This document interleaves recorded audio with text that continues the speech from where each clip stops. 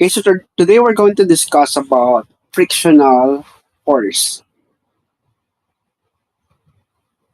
So the forces of friction, we have two, the static and the kinetic friction.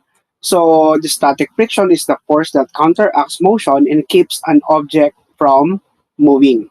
For the kinetic, the friction force for an object in motion. And the mu is the coefficient of friction. This is the ratio of friction force to normal force dependent on the nature of the surface. So the mu is equal to F all over N, where N is the normal force. Okay, so take note that the mu sub K is generally less than mu sub S.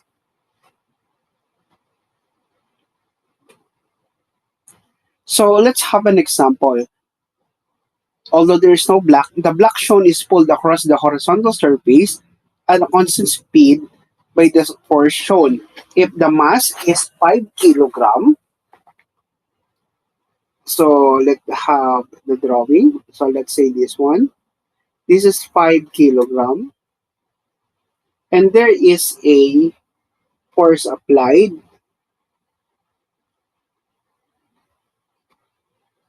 that is 35 degrees.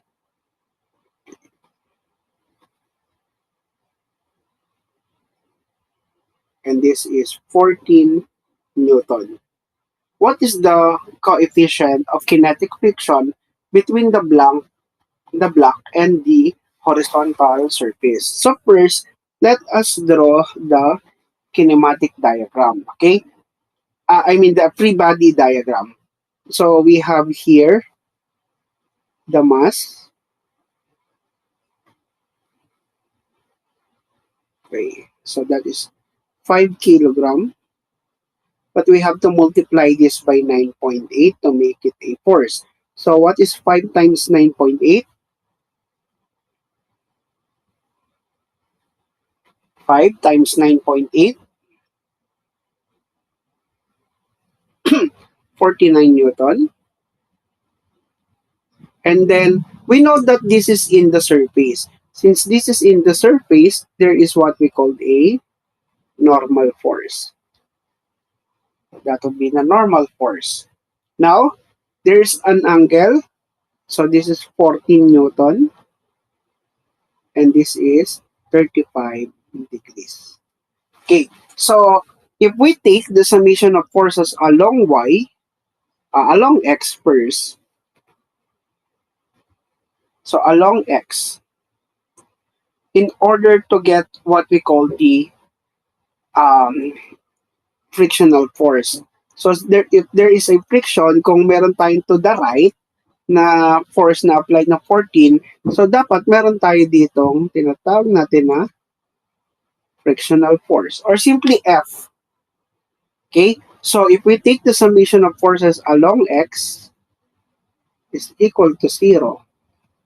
So ano lang ba yung may galaw sa x? Yung 14 Newton saka yung frictional force. So dahil we have 14, then cosine 35 degrees minus, let that be a frictional force, and that is equal to 0.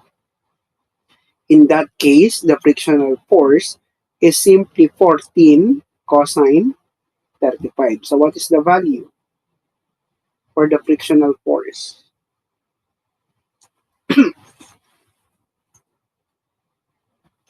11.47.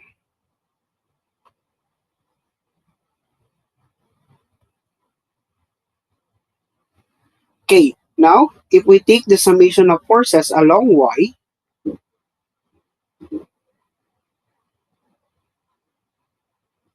is equal to 0. So ano yung pataas? The normal force. Then plus yung 14, meron din 14, but this is now sine 35. And then meron tayong pababa yung ating weight, which is 49, and this is equal to 0. So we can now solve for the normal force. So that would be 49 minus 14 sine 35. So what is the normal force?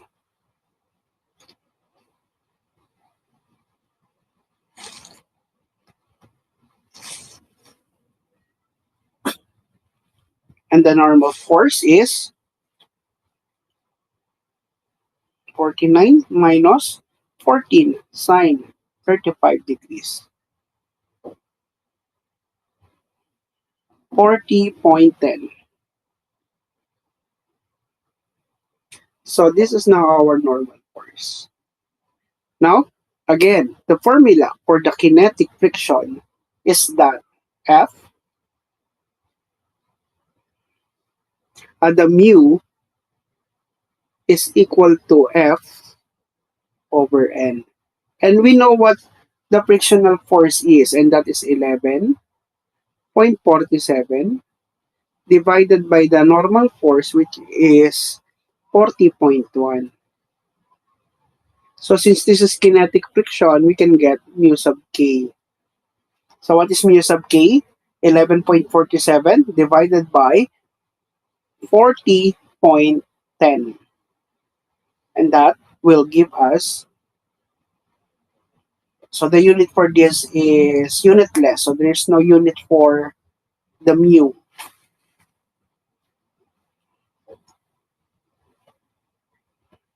This is 0.29. So this is our kinetic friction, coefficient of kinetic friction.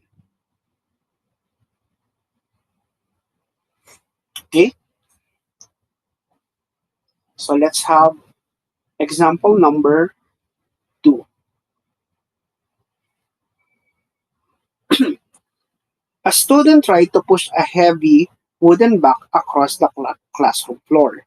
The box has a mass of 5 kilograms. So let that be M, 5 kilograms. Again, to make this a weight, so the 5 times 9.8. So what is the weight?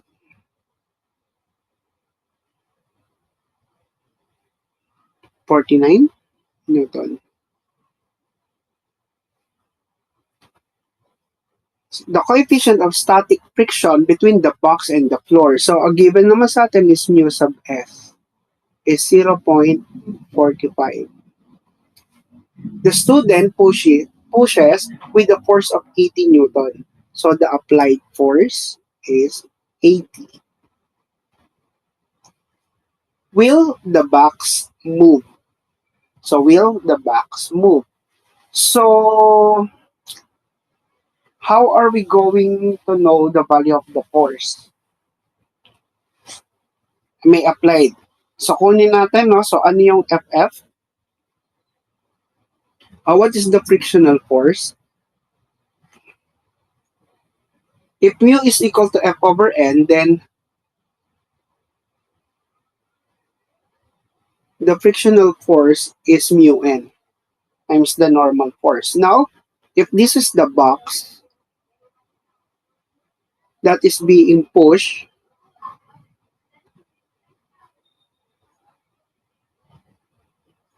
by 80 Newton, okay, so what would be our free body diagram? So we have here 80.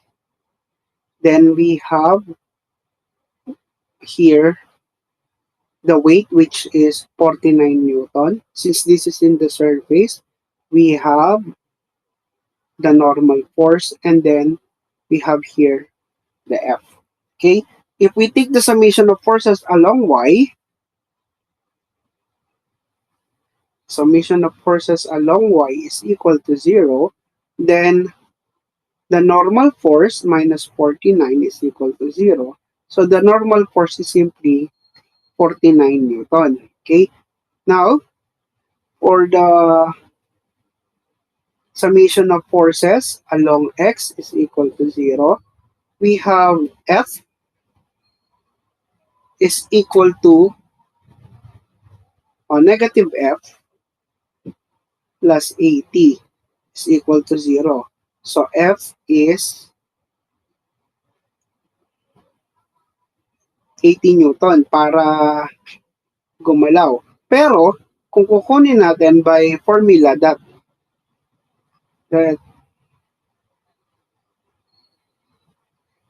from here,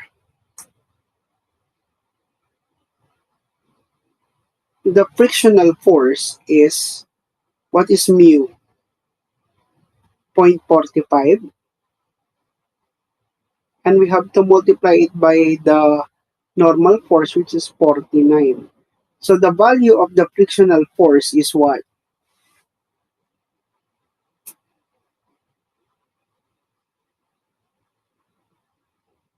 22.05.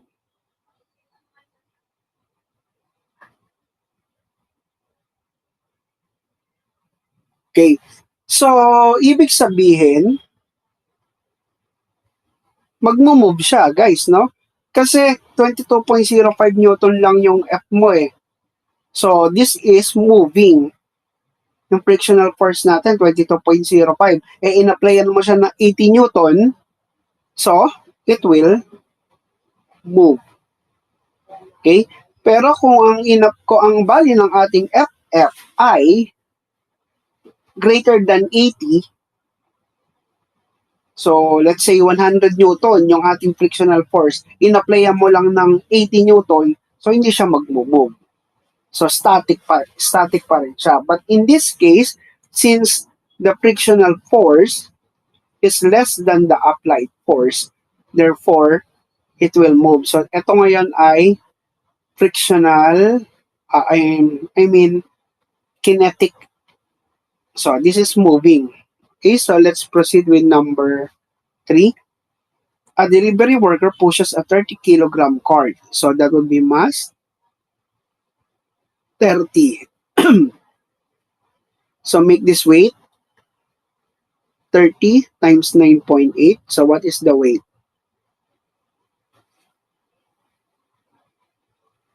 And then we also have a force applied, 150. The mu is 0.20. So for the weight, that would be 294 Newton. But we are asked what is the acceleration of the cart. So this means this is moving. So this is moving.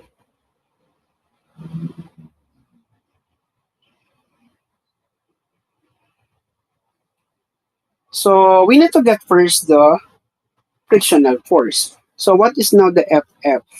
Letter F. Hanapin muna natin siya, no? So ang F, again,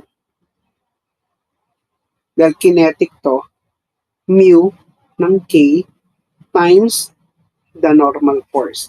But since the normal force is also the weight, kasi naka-surface lang naman siya, so what is our F? Mu 0.20 times the normal force, 294. So what is F? 58.8. So take note, again, this is our box. Here's applied, 150. We have the weight here. Then, of course, there would be a normal force, then the frictional force.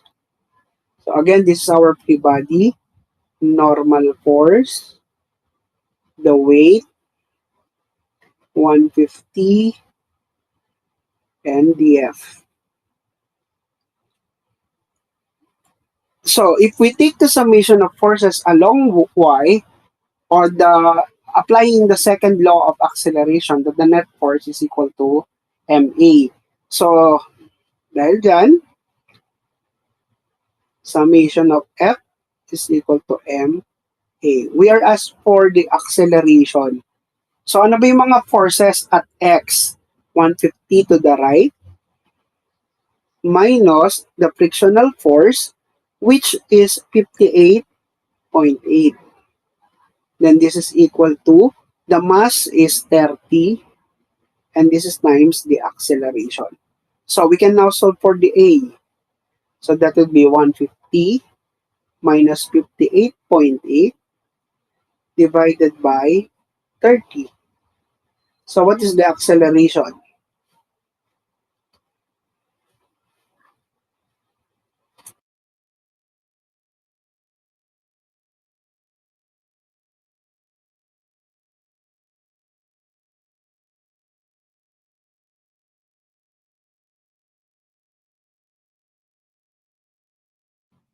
So what is now the acceleration? 3.04, and this is in meter per second squared.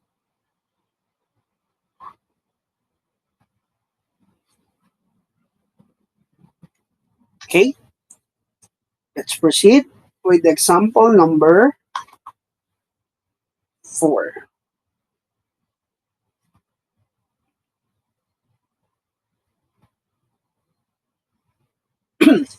Calculate the centripetal force exerted on a 900 kilogram car. So we have mass of 900 kilogram. That negotiates a 500-meter radius curve. So radius 500 meter. Then we have the velocity of 25 meter per second. Assuming an unbound curve, find the minimum static coefficient of friction between the tires and the road.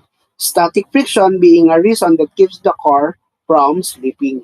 Note, the centripetal acceleration is v squared over r. So in this case, we can solve for the centripetal acceleration. So what is the centripetal acceleration? Let us solve first the centripetal acceleration. So A sub C, we have V, 500, 25 squared. And this is divided by 500. So what is the centripetal acceleration?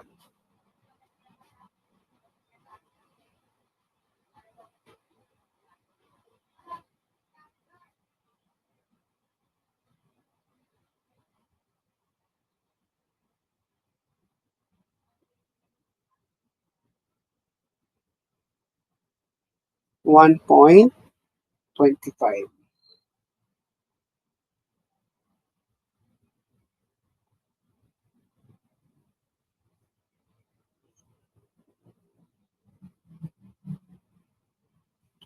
Okay, so next, how are we going to solve for the mu? So again, the mu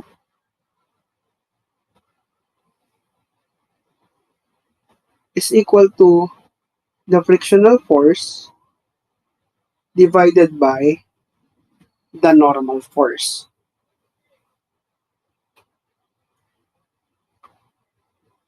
Okay, the normal force, we know we can get the normal force by getting that is the weight of the object. So what is now the weight? That would be mass 900 times 9.8 in order to get the normal force. So what is the normal force?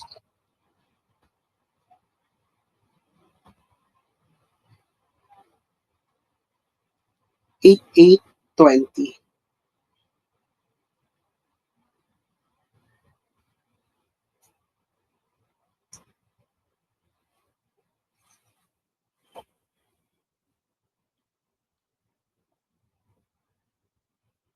Now, getting F is the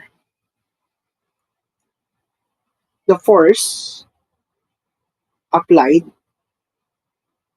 This will be our value of the F of the kinetic friction. So, and that is M times A. So F is equal to mass, which is 900, times the acceleration given tayo, 1.25. So what is now the frictional force?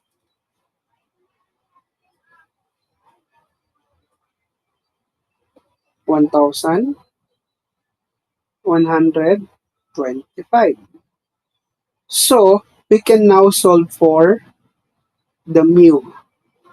So mu is now equal to 1,125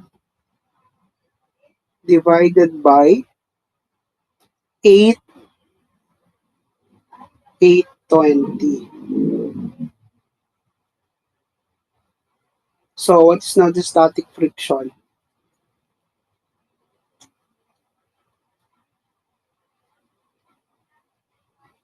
0.13.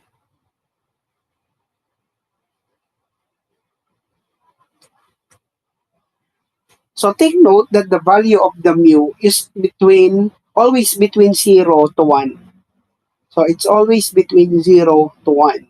So 0.13. So that is our static friction, 0.13.